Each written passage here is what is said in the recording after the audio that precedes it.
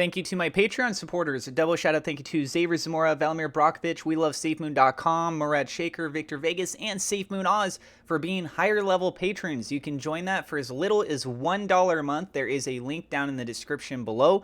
Also, thank you to my YouTube members. You can click the join button below this video if you'd like to show your support there.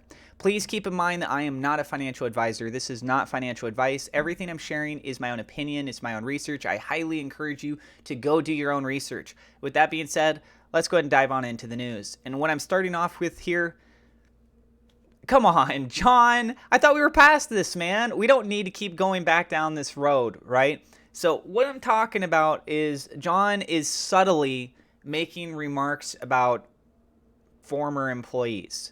Not directly calling someone out, but it's highly insinuated, and he's trying to make himself sound like the better person here, and like, why not just ignore these questions?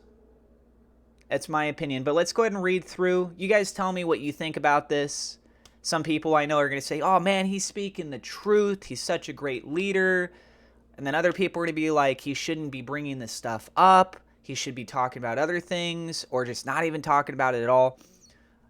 There's multiple perspective views you can look at it. So here's what was said. No, people yell at me all the time. I just fire them. John responded by saying, while that would work for your business, it does not work the same in this one. I had to do some spring cleaning and bring in big guns. Jake, Robert, Lynn, Sketch are all amazing, and most importantly, team players. This is just a natural evolution. What I can say after the previous termination of a said person, morale improved, productivity improved, and teamwork started to flow. Nobody is above the mission. High performers don't get to treat other people with disrespect. Quote, we, not, quote, I. Teamwork makes the dream work. Now, I'll say this. I wasn't there. I don't know the kind of communications that John had with Ryan or Ryan had with the other team. What I do know is that leading up until when Ryan had left, everything we had seen publicly, which included both tweets from Ryan as well as the video of these AMAs, they were in good spirits. They were very supportive of one another. I mean, they looked very buddy-buddy. Like, I don't know if you guys remember this. There's a picture of Ryan when he came in, and John was basically sitting on the gear as Ryan was pushing it. And there was a lot of these sort of smiles and everything going on, lots of joking going on. And didn't really come across to me like Ryan wasn't a team player. And again, I don't know. I haven't seen what's been going on in the back end. I've talked with Ryan a little bit here and there privately. And I've seen nothing of a level of arrogance from him. I've seen nothing that kind of conveys this message. So is it possible? Yeah, it's technically possible. And then we just kind of go on here about the termination. Again, Wayne says it's interesting that he made that video, making it seem like he's just goes on, right? Now, to be fair, I actually don't know this video that Wayne is referencing. So the context that I'm giving here in this video, take it with a huge grain of salt. A huge grain of salt, because it's not fair. I'm just basing off of what I have here. And you guys need to really grasp that. You look at this and be like, Crypto Atlas, like, come on, man. If you want to do that, that's perfectly fine. I'm reporting on what I was able to find here. And so John says he was terminated. We moved on. What he does not matter to SafeMoon. I think what he meant to say is what he does not really matter to SafeMoon. I think that's what he meant to say. The team, the devs, coders, PMs, and staff are happy, thriving, and working their butts off. Morale is high, and we are excited for 2022. We welcomed some heavy hitters and those with massive amounts of knowledge and connections for SafeMoon. The show goes on. So this is another element where, again, he's giving off this impression like with Ryan being in the workspace, the morale was low for some reason. And frankly, I really doubt it. I can believe it more around the time when Ryan was getting ready to leave, because there's already an intention kind of setting in place there of what Ryan's going to be doing, and those last final moments, sure, I can expect something like that, and that could be totally justified by what John is trying to say here. But overall, why are we still having this conversation? Now, we got some other things that I want to go ahead and share with you in this video, so I'm going to have it inclusive. Some more good news. This is on the exchange itself.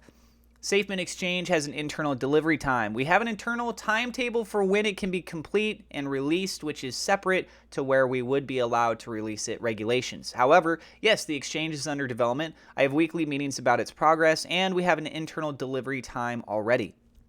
However, we will not release a time until we get closer to delivery. The UI is the UI, maybe some tweaks here and there if needed, subject to change, or maybe a feature or two, pairings, etc. The centralized exchange is coming. This is great news. At the end of the day, push all the drama off to the side. Bring in the delivery, right? Let's go. That's what I'm looking forward to. Legislation is fluid. The responses from John to Mr. Adult, yes. However, if we have the proper up-to-date licenses and compliance for a region or jurisdiction, we could release there first, then release into additional jurisdictions as the additional licenses and compliance items get finished. So what does that mean? That means that we don't necessarily have to wait for every single place to get approved for the exchange. We very well could have it get approved here first, and so he starts to roll out there first, which he's talked a little bit about something like that before. And then next thing, question, when the exchange is up, are we going to have 24/7 customer service? Also, do you worry about the hacking? John said we have a cryptography expert, a very, very, very good credentialed cryptography expert, should I add. This is military grade encryption. So the level of hacking in comparison to other exchanges, based on what I've seen and his credentials, I would feel much more confident that the SafeMoon Exchange is less likely to be prone to hacks than any other exchange that I've seen so far. That's my opinion on that. And then the last little bit is the Evergrow is now back on SafeMoon Swap. So that upgrade that they went through, there were some issues. Some of the tokens weren't being shown up on the swap. Well, there we go. Evergrow coin is back on up. So there's a little bit more good news as well. Let me know what you guys think about all this in the comments down below. And I do have referral links if you want to get free crypto, free stock, protect your crypto. And I got a new partnership, which we have an incredible giveaway that's going on. This is through Alpha Kong's Club. So there's a new video that just went up. If you want to learn about their project, it's NFTs, it's DeFi, it's play to earn, and the giveaway that we have going on, it's worth about $1,000. So if you want to find out more information on that giveaway, find out about their project, go check out that video. And that's it, guys. I'm not a financial advisor. This is not financial advice. Go do your own research. If you're new, don't forget to hit subscribe. Hit the thumbs up like button. It helps out with the YouTube search algorithm. Click the bell icon. God bless, and I will see you in the next episode.